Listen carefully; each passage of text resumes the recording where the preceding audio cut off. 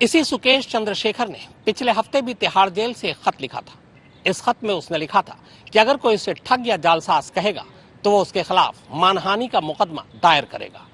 इस खत में उसने ये भी लिखा था कि जैकलीन फर्नांडिस बेकसूर है, यानी उसने खुद ही जैकलीन को क्लीन चिट भी दी थी।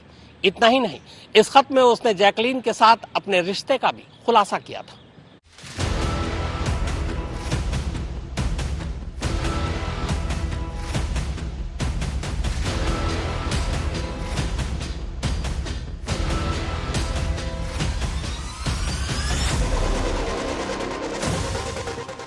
मैं और जैकलीन फर्नांडिस रिलेशनशिप में है। ये मेरी जिम्मेदारी है कि मैं अपने प्यार के साथ हमेशा खड़ा रहूं। मैं 2024 में लोकसभा का चुनाव लड़ूंगा और जीतूंगा भी। मुझे कोई ठग या जालसाज न कहे, वरना मानहानि का केस कर दूंगा। मेरे अपने कई बिजनेस हैं, कुछ होटल और न्यूज चैनल में भी मेरे पैसे लगे हैं। वे स्कूल जाते बच्चे नहीं हैं जो कह रहे हैं कि मैंने उन्हें ठग लिया।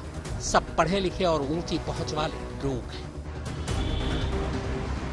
तिहाड़ के मंडोली जेल में बैठे सुकेश चंद्रशेखर ने एक बार फिर से सभी को चौंका दिया है। 200 करोड़ की ठगी का आरोपी जेल में बैठकर 3 पन्नों का फर्राटेदार अंग्रेजी में एक खत लिखता है। इसके बाद यह खत वो अपने वकील अनंत मलिक को भेजता है, इस हुक्म के साथ कि इस खत को मीडिया और सोशल मीडिया से जुड़े लोगों को भेज दिया जाए। खत का मजमून देखकर अंदाजा हो जाता है कि सुकेश ने यह खत बड़ी तसल्ली से लिखा है। खत में सुकेश खुद ही लिखता है कि बहुत से लोग उसके केस के बारे में उससे सवाल पूछते हैं, इसीलिए उसने तय किया है कि वो इस खत के जरिए खुद के केस के और खास तौर पर जैकलीन फर्नांडिस के साथ खुद की मोहब्बत के बारे में पॉइंट टू पॉइंट सारी बातें रखेगा। हालांकि इस खत को पढ़ने के बाद ऐसा लगता है कि जैसे ये खत उसने सिर्फ और सिर्फ जैकलीन फर्नांडिस को जेल जाने से बचाने के लिए लिखा हो। खत की शुरुआत मीडिया के साथियों के नाम से होती है, कुछ इस अंदाज में।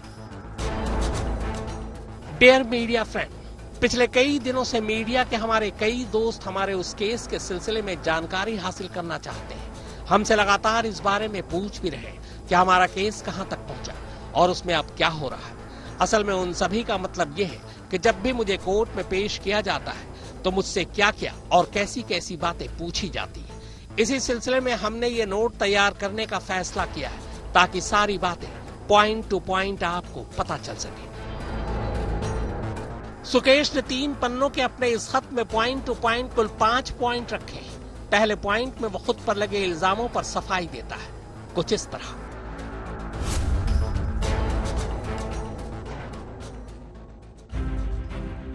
सबसे पहले तो मैं ये कहना चाहता हूँ कि पिछले कुछ दिनों से मैं ये पढ़ रहा हूँ कि वो लोग एक ऐसी तस्वीर बनाने की कोशिश में हैं जिसके तहत ये साबित किया जा सके कि उन सभी को ठगा गया है और उनके साथ फरेब हुआ है। मगर इसमें गौर करने वाली जो बात है वो ये कि सारे लोग जो ये सब कह रहे हैं वे स्कूल जाने वाले बच्चे नहीं हैं या भोले भाले लोग भी नहीं हैं। अलबत्ता ये कहा जा सकता है कि वो सब के सब अच्छे खासे पढ़े लिखे और समझदार होने के साथ साथ अच्छी पहुंच वाले लोग हैं। बल्कि ये भी कहा जा सकता है कि उनमें से ज्यादातर लोगों की पहुंच बहुत ऊपर तक भी है, यानी हर एक प्लेटफॉर्म तक उनकी पहुंच हो सकती है।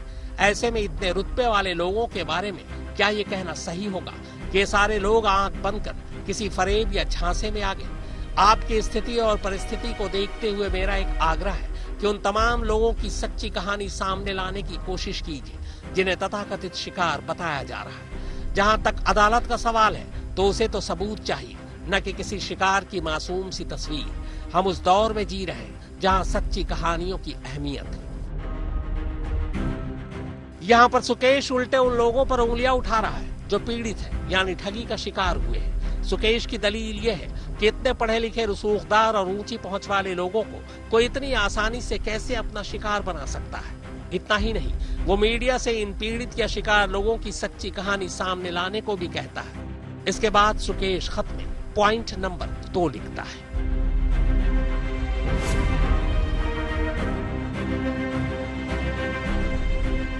मेरे खिलाफ जितने भी आरोप लगाए गए वो सिर्फ इल्जाम ही है और जैसा मैंने पहले भी कहा, ये सारा केस बदले की भावना से किया गया है और ये बात मैं बहुत जल्दी साबित भी कर दूंगा। बस केवल ये वक्त की बात है। ये बड़ी ही अजीब बात है कि हर कोई मुझे जालसाज या ठग कहकर मजे ले रहा है। लेकिन यह भी सच है कि मेरे खिलाफ लगा एक भी इल्जाम साबित नहीं हो सका है। आज तक कोई भी शख्स मेरे खिलाफ लगाए आरोपों को न तो साबित कर पाया है और न ही मुझे दोषी ठहराकर मुझे सजा ही दिला सका। जितने लोगों को मेरा शिकार बताया जा रहा है उनमें से किसी के पास भी मेरे खिलाफ कोई भी सबूत नहीं है। ऐसे में मुझे जालसाज या ठग कहने का मतलब है कि मैं उन सब के खिलाफ मानहानि का केस करूं जो मुझे जालसाज या फरेबी कहकर मुझे बदनाम करने की कोशिश कर रहे हैं। मेरे पास कानून की शरण में जाने के पर्याप्त रास्ते और कारण मौजूद हैं। पॉइंट नंबर 2 में सुकेश एक तरह से खुद के हुनर की तारीफ कर रहा है। साथ ही ये धमकी भी दे रहा है कि अगर उसे ठग या जालसाज कहा गया तो वो कानून का सहारा लेगा और मानहानि का मुकदमा करेगा। अब इसके बाद सुकेश 3 पन्नों के अपने इस खत का सबसे अहम और खास पॉइंट लिखता है। यह अहम और खास पॉइंट उसकी अपनी मोहब्बत का है, जिसका इजहार इस खत के जरिए वो पहली बार खुलेआम कर रहा है। तो सुकेश के इस खत के सबसे अहम हिस्से यानी पॉइंट नंबर 3 को गौर से सुनिए और पढ़िए।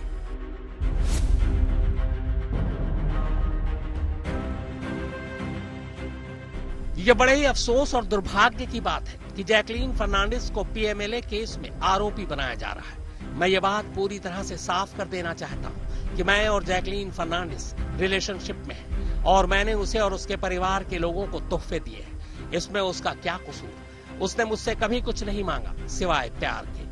उसे और उसके परिवार को मैंने एक एक सिंगल पाई अपने गाढ़े खून पसीने की कमाई से ही दिया है और वो पैसा मैंने कानूनी तरीकों से ही कमाया है और इस बात को मैं जल्द ही अदालत के सामने साबित भी कर दूंगा। ऐसे में कोई वजह नहीं बनती कि उसे या उसके परिवार को इस तरह केस में घसीटा जाए। ये सारी चीजें फौरन रुकनी चाहिए। मैं चाहता हूं कि ये गैर कानूनी तौर तरीके रुकने चाहिए। मैं इसे कानूनी तौर पर साबित कर दूंगा कि उसके और उसके परिवार के लोगों के खिलाफ जो भी इल्जाम है वो सब के सब गलत है। ये मेरी जिम्मेदारी है कि मैं अपने प्यार के साथ हमेशा खड़ा रहूं और जो वायदा उससे किया उसे हर हाल में निभाऊं। मेरी वजह से उसे किसी भी तरह की परेशानी में फंसने की कोई जरूरत नहीं है, मगर इस वक्त जो सर्कस चल रहा है उसकी वजह से मुझे अदालत में ये बात साबित करनी पड़ेगी कि उसे और उसके परिवार को जानबूझकर इस मामले में घसीटा गया है केवल मेरी वजह से, जबकि इस मामले में उन लोगों का कोई कसूर नहीं है। मुझे यकीन है कि वो जल्द ही इस झंझट से निकल जाएगी और वो खुद को बेकसूर साबित करने में कामयाब हो जाएगी। तो सुकेश खुलेआम यह ऐलान कर रहा है कि वो और जैकलीन फर्नांडिस रिलेशनशिप में है। इसी रिश्ते के नाते उसने जैकलीन और उसके परिवार के लोगों को तमाम तोहफे दिए। तोहफे खरीदने के लिए उसने गाढ़े खून पसीने की कमाई खर्च की। इतना ही नहीं, वो ये भी कहता है कि जैकलीन बेकसूर है और वो अपने प्यार के साथ हमेशा खड़ा रहेगा। जैकलीन से रिश्ते के बाद सुकेश अपनी जिंदगी के कुछ और राज से भी पर्दा उठाता है। ये राज उसकी आलीशान जिंदगी, महंगे शौक और कमाई के जरिए से जुड़े हैं। सुकेश अपने खत में पॉइंट नंबर 4 में अपनी कमाई का जरिया बताता है।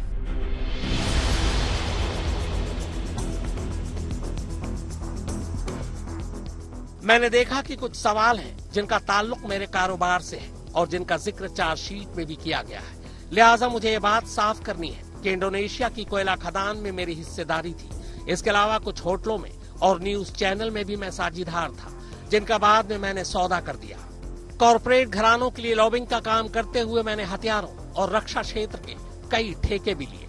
मेरे बारे में आयकर विभाग ने जो विस्तार से तफ्तीश की है उस रिपोर्ट में ये सब कुछ बाकायदा साफ साफ लिखा है और जैसे ही ये सारी जांच खत्म होती है मैं तमाम संबंधी दस्तावेज मुहैया करा दूंगा, जिनको देखकर हर तरह का शक और शुबा निकल सकता है। ऐसे में न तो कुछ छुपाने की जरूरत पड़ेगी और न ही उसे डरने की कोई जरूरत है। सब कुछ कानूनी है और सब कुछ सबके सामने होगा, शीशे की तरह, जिसे आसानी से हर कोई देख सकता है। तो सुना पढ़ा आपने, कोयला खदान, कई होटल, हथियारों और रक्षा क्षेत्र के कई ठेकों में हिस्सेदारी के साथ साथ सुकेश चंद्रशेखर ये भी कह रहा है कि बाकायदा न्यूज चैनल में भी वो कभी साझीदार हुआ करता था। सुरभि और मनीषा झा के साथ चिराग गोठी, दिल्ली, आज तक।